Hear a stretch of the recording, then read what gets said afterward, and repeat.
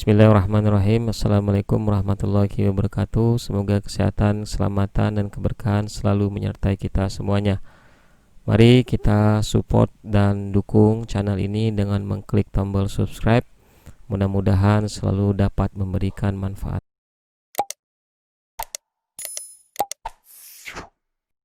Adapun pembahasan kita pada kali ini adalah tentang screening.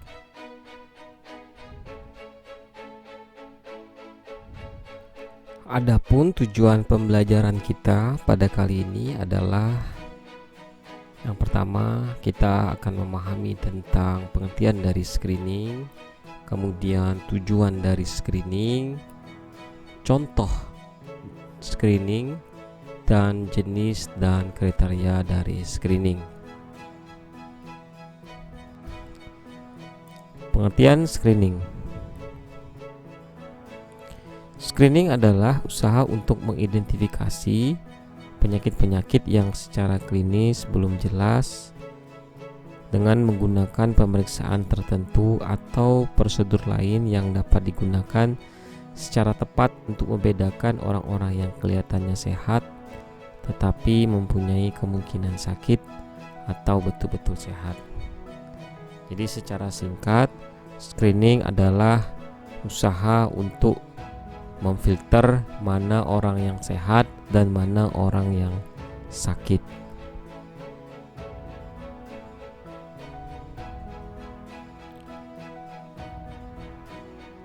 Nah, berikutnya adalah screening dan deteksi dini apakah sama atau berbeda. Nah, ternyata pengertiannya sama namun beda penyebutan. Jadi pada dasarnya screening dan deteksi dini itu sama. Nah, bagaimana dengan screening dan surveillance? Nah, ternyata screening merupakan bagian dari surveillance. Nah, kalau kita lihat dari tahapan tindakan penyakit, screening ini merupakan salah satu upaya pencegahan ya, salah satu upaya pencegahan di mana masuk dalam secondary prevention ya, untuk menemukan orang-orang yang sakit di antara orang-orang yang sehat.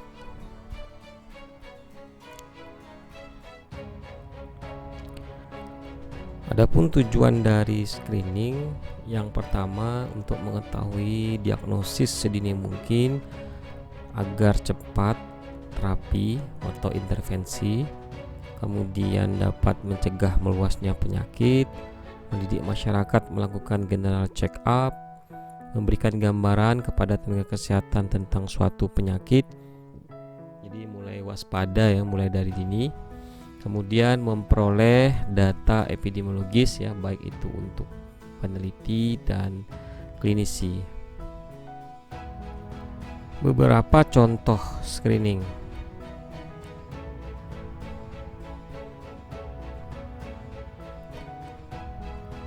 Mamografi untuk mendeteksi kanker meme, pap smear untuk mendeteksi kanker serviks, pemeriksaan tekanan darah untuk mendeteksi hipertensi, pemeriksaan reduksi untuk mendeteksi diabetes mellitus, pemeriksaan urin untuk mendeteksi kehamilan, pemeriksaan EKG untuk mendeteksi penyakit jantung koroner, dan termasuk misalnya pemeriksaan tes cepat ya untuk COVID misalnya 19 ya.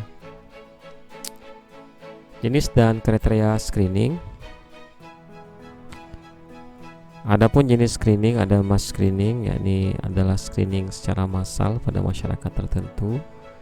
Kemudian ada selective screening, adalah screening secara selektif berdasarkan kriteria tertentu. Contoh misalnya pada pemeriksaan CA paru pada perokok, pemeriksaan CA serviks pada wanita yang sudah menikah. Single disease screening adalah screening yang dilakukan untuk satu jenis penyakit.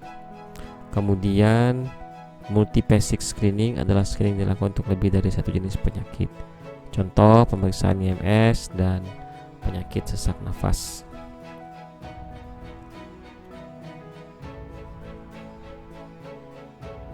Kriteria screening penyakit. Penyakit yang dipilih haruslah merupakan masalah kesehatan prioritas.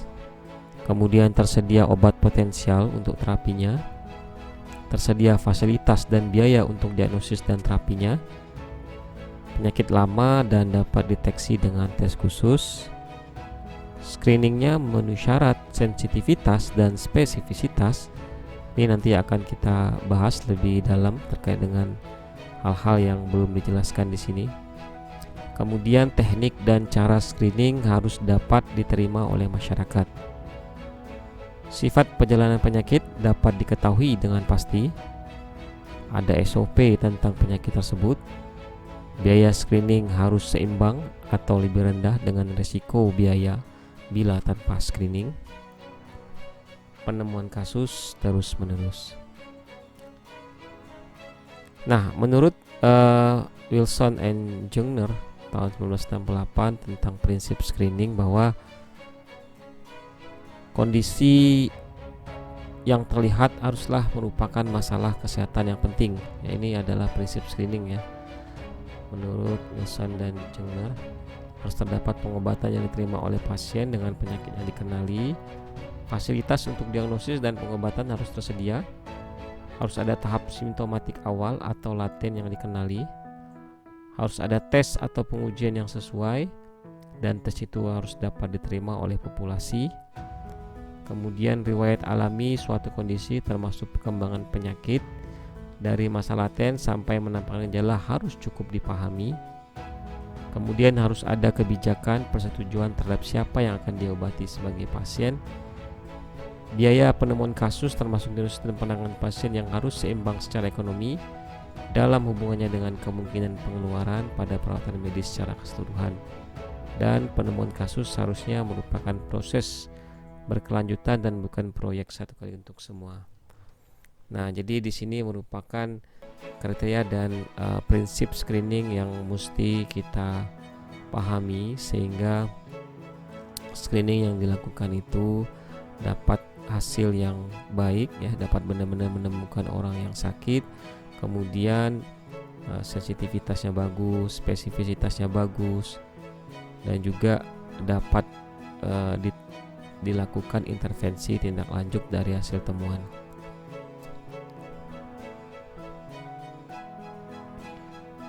Nah, yang berikutnya adalah screening yang baik.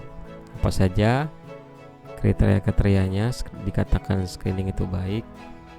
Yang pertama adalah sangat sensitivitas.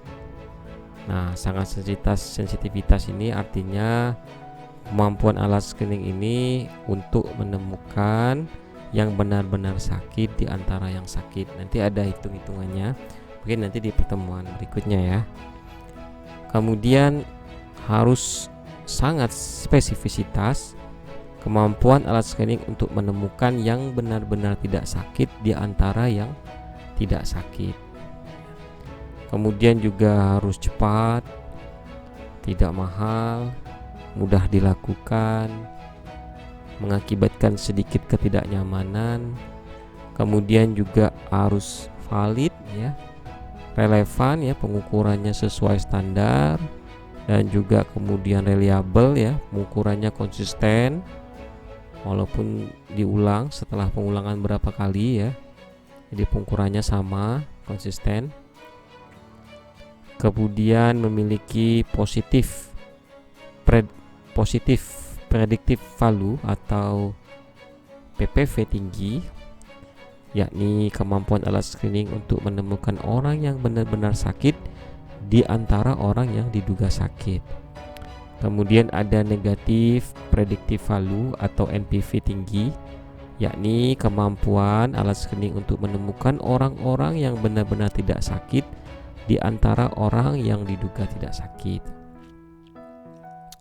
Nah, ini nanti akan kita bahas lebih lanjut ya terkait dengan hal ini, bagaimana cara menghitung sensitivitas, spesifisitas, dan lain-lainnya. Kemudian yang ke-10, hasil uji didefinisikan dengan jelas. Nah, itu screening yang baik. Jadi misal dikatakan positif tuh jadi harus jelas ya, tidak tidak meragu-ragu ya terkait dengan hasilnya,